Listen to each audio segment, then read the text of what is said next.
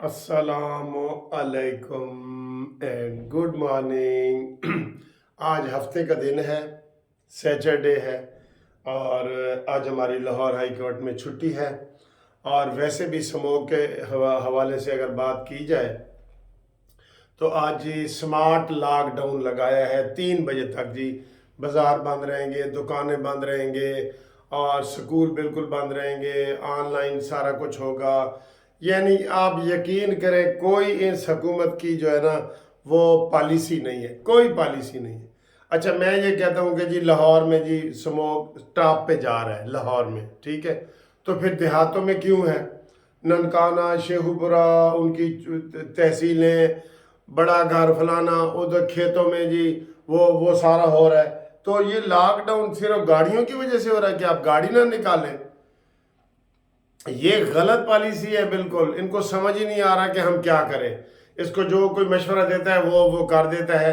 भाई अगर शहरों में, बड़े बड़े शहरों में, दिल्ली में और ये वो शहरों में ही स्मोक है ना, तो फिर देहातों में क्यों स्मोक है बताएं? शहरों और देहातों में दोनों है ना। शहरों में तो आप पाबंदी लगा देते हैं गाड़ियों की और दुकानों की, तो देहात में कोई समझ आई है? नहीं समझ आई, किसी को भी नहीं आई, हमें भी किसी को भी नहीं आई।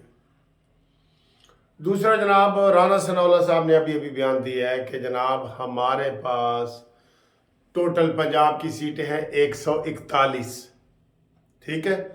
तो वो जो सवाल पूछने वाले ने ताना मारा है कि आप तो कहते हैं नवाज शरीफ आएगा तो लग पता जाएगा, तो बड़े बड़े आप तो इत्तेहाद ढूंढते फिर रहे हैं, जगह जगह बलूचिस्तान जा रहे हैं, MQM के पास जा रहे हैं, ये आप तो बिल्कुल बैसाखियाँ ढूंढ रहे हैं। तो फिर आपकी मकबूलियत किधर है? आप पंजाब में भी लोगों को शामिल कर रहे हैं। उन्होंने कहा जी मेरी बात सुनो, जो हम कह रहे हैं वो ठीक कह रहे हैं, नवाज आएगा तो लग पता जाएगा।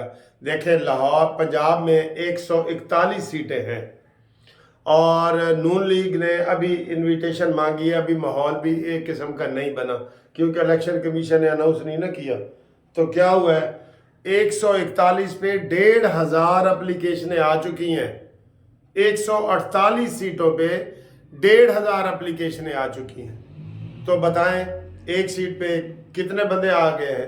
तो उनमें से 141 में से अगर 130 है हमारे पास, वहाँ 4-4, 5-5 उम्मीदवार मौजूद हैं, अगर 10 सीटों पे हम एडजस्टमेंट भी कर लेते हैं तो इसमें क्या मजाक है? इसमें क्या झूठ है? इसमें तो कोई ऐसी बात नहीं है ना कि आप जो हमें ताना मार रहे हैं, ताना मारने वाली इधर तो बात नहीं है।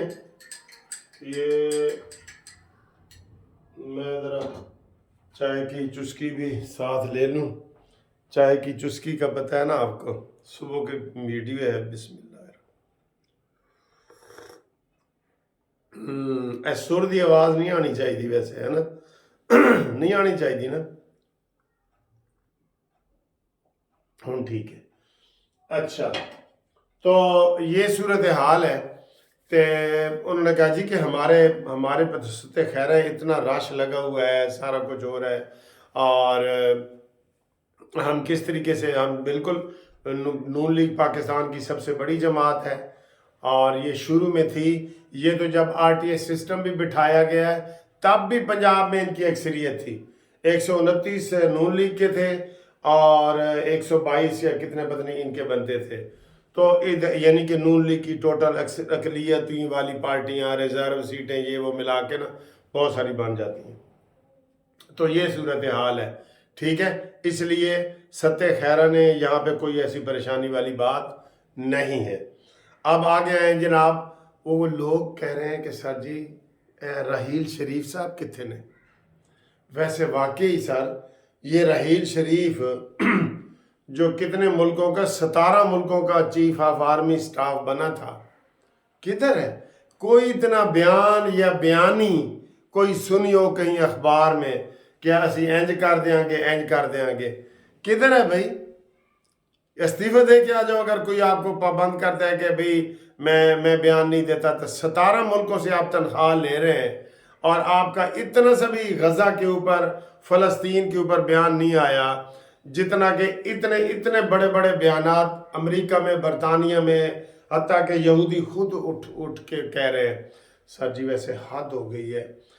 انہوں نے اسرائیلی ظالموں نے ہٹلر کی بات بالکل سچی لگتی ہے. اس نے کہا جی میں نے 90% یہودی مار دی ہیں, 10% چھوڑ کے جا رہا ہوں تاکہ آپ کو ان کی خصلت کا پتہ لگے کہ یہ کس نسل کے بندے ہیں.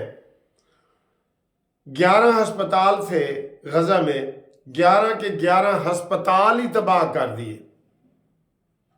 اب آپ یقین کریں اتنی دردناک سٹوریاں وہاں سے آ رہی ہیں, ڈاکٹر مار رہے ہیں اور وہ کہہ رہے ہیں جی تڑپ تڑپ کے لوگ مار رہے ہیں تو ہم ان کو پیناڈال یا پین کلر دے دیتے ہیں تاکہ وہ آرام سے مر جائیں. یہ حالات ہے. یہ کدھر گئی انسانیت, کدھر گیا ہیومن بیئنگ والے نعرے, کدھر گیا امریکہ, آسٹریلیا, نیوزی لینڈ, برطانیہ. شرم آنی چاہیے, سب کو شرم آنی چاہیے کہ بچے سسکیاں لے لے کے مار رہے ہیں, ایڑیاں رگڑ رگڑ کے مار رہے ہیں, ان کو پین کلر دیا جا رہا ہے کہ مر جاؤ. کتنے دکھ کی بات ہے. اور ہمارے 1.5 ارب آبادی ایسے پیدل بھی چل پڑے نا, خدا کی قسم اسرائیل کو تباہ کر رکھ دیں. پیدل بغیر ہتھیار کے چل پڑے نا, ایسے اسرائیل کو مار دیں گے. لیکن نہیں جی, یہ تو قراردادیں ہی نہیں پاس کرا سکے. قراردادیں جو پیش کر رہے ہیں, کون کر رہا ہے؟ کبھی آپ نے نام بھی نہیں سنا ہوگا, مالٹا. وہ ایک مالٹا ملک ہے, اس نے قرارداد پیش کرائی ہے. کدھر ہے بھئی یہ سارے ہمارے اسلامی ملک, کدھر ہے؟ بہت دکھ کی بات ہے. انہوں نے بالکل غزہ کا ستیہ ناش کر دیا ہے, نسل کشی ہو گئی ہے. تقریباً وہاں پہ جو بھی ایکٹیو لوگ تھے وہ مرتے جا رہے ہیں. یہ تو جو 11-12 ہزار بتا رہے ہیں, یہ تو وہ لوگ ہیں جو سیدھے بمبوں سے مرے ہیں. ویسے تو پورے 1000 500 2 ہزار بندے کٹے مار رہے ہیں ہسپتالوں میں. بہت افسوس ہو رہا ہے, یقین کرو یہ والی چیز تو آپ دیکھ ہی نہیں سکتے. یہ والی چیز افسوس ہو رہا ہے, بہت بہت افسوس ہو رہا ہے. اب آگے آئے جناب, سیاسی مزید باتیں کرتے ہیں. بلاول بھٹو نے کل پھر یہی باتیں کی ہیں کہ جناب یہ مہنگائی لیگ سے نجات پائیں اور چوتھی مرتبہ وزیر اعظم بننے سے نجات پائیں, نئے لوگوں کو آزمائیں. آپ نئے لوگ تو نہیں ہیں نا, آپ تو نسل در نسل آ رہے ہیں.